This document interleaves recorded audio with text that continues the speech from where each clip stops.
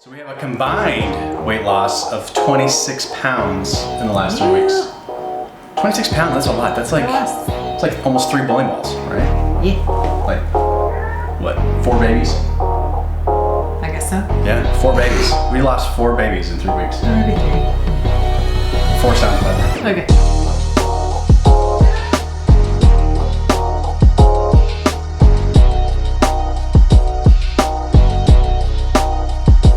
Okay, welcome back to another episode of Rounding Down.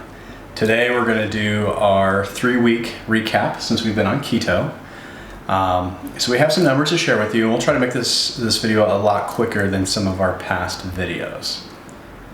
All right, so for the last 3 weeks, I started at about 225 pounds, and we weighed in on Friday. And my weight on Friday was 208.4, so that means I'm down 16.6 pounds since starting like full-time keto 3 weeks ago. It's a lot. That is a lot. Yeah. Thank you. Arjan, what about you? I was 196.4 and now I'm 187.0. So that's 99.4 pounds. 9.4 pounds. So, it hasn't been easy, obviously, being on a keto diet. We still have cravings just like anybody else normally would.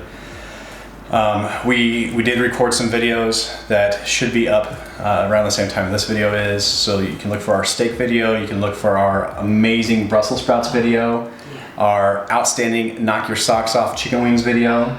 Mm-hmm. And then obviously all that ties in well with our shopping on a budget video that we also recorded that you guys can be looking for as well, on how to get most of that stuff that we cooked at a very affordable cost. Yeah. All right, so what are some of the struggles, Arjan, that you had to deal with over maybe the last 2 to 3 weeks here? Well, it's been a struggle just trying to find my flow. Like, it takes a minute when you're trying to figure out what works for your body, because it's so different for everybody and there's so much information out there.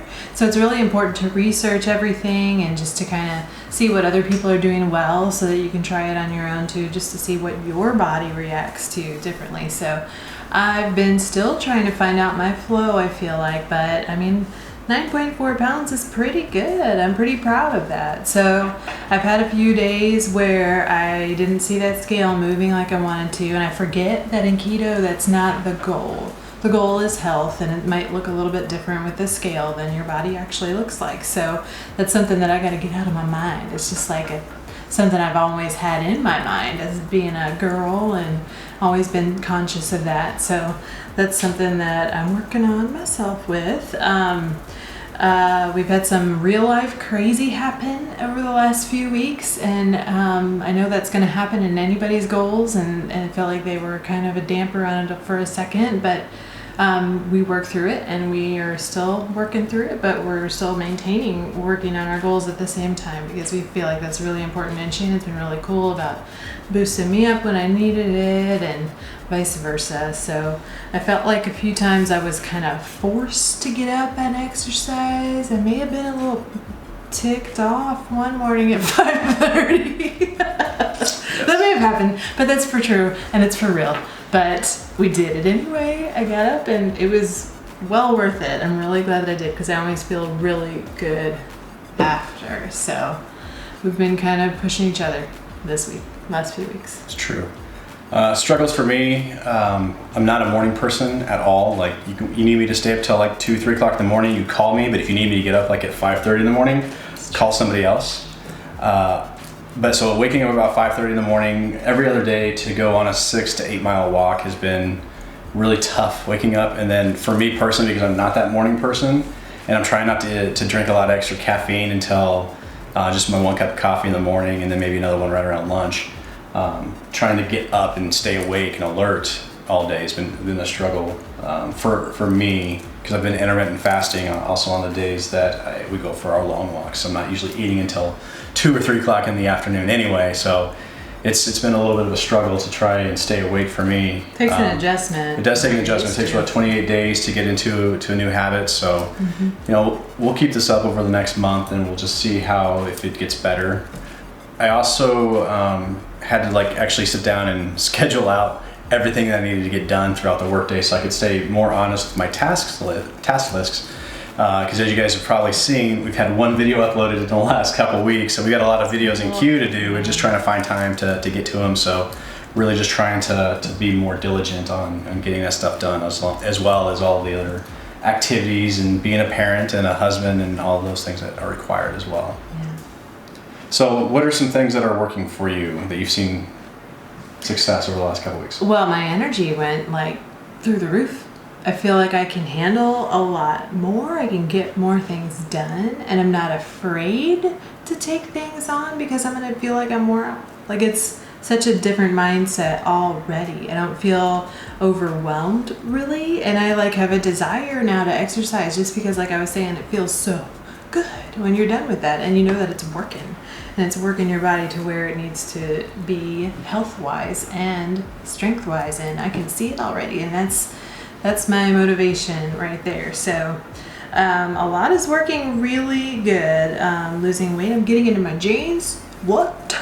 I was really excited about that because I wasn't there for a minute. It's always a good feeling. Getting back into your skinny clothes or skinnier clothes. Skinnier.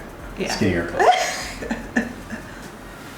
What about you? Oh, I think for me, when you're on keto, you don't want to step on that scale every day because you're going to get very discouraged. Mm-hmm. So an important thing to remember is to do your measurements before you start, or at least shortly after you start, because you're going to see reduction in your inches before you see it really in your weight.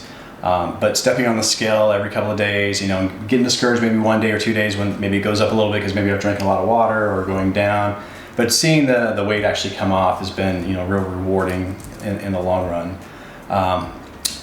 In some of the other videos, I'll talk about just some breathing issues and stuff that I had whenever I got into my carb-induced phases. When I was starting to put on weight, I was having difficulty breathing. I'm able to breathe now with very minimal issues at all, which I absolutely love. And I was somebody who would rather have like a Mountain Dew or a Dr. Pepper versus a glass of water, and now I actually love having ice water and water around me all the time. So it's kind of nice to have that enjoyment and that benefit now too. Just checking off things, being able to have the energy to check tasks off. Not on my 5:30 days when I wake up in the morning, but all the other days. I feel like I'm able to get a lot done now. So, anything else that you think of? Yeah, there's a few things that I've learned too about myself, really. I'm a little bit rebellious by nature. Like, I don't like to be told what to do, and I don't like to follow rules, but I learned that it's important to follow what other people have learned too. So the whole carb manager and counting your carbs and all of that, I was like, I don't need that, I know what I'm doing. Well, it is very helpful, I've learned, to do that in the beginning so that you can get into the mindset again of what takes what carbs, what you can budget for the day, what that looks like. You don't have to stay doing that all the time, but it's very helpful in the beginning to get your mind in the right direction. So I've learned that, and the difference between a woman and a man ticked me off a little bit this week too, because Shannon was losing like crazy, I felt like, and I was like, what? Am I not losing like he's losing? I'm a little competitive. But I had to remember that our bodies are different. They just do things differently in their own time, and it looks different on everybody, and it happens differently at different time frames too. So I just had to remember a few things like that this week, and it helps me a lot when I'm keep it real. Yeah, I would definitely say if you're just starting keto or in the middle of keto, make sure you're tracking your macros still. I was kind of like Arjan. I was just kind of going from memory from when we did keto, almost a year and a half ago. Thought I was doing okay, but apparently I wasn't getting enough fats because of my intermittent fasting. I only have a short window that I eat in. Well, I wasn't eating enough fats in that window.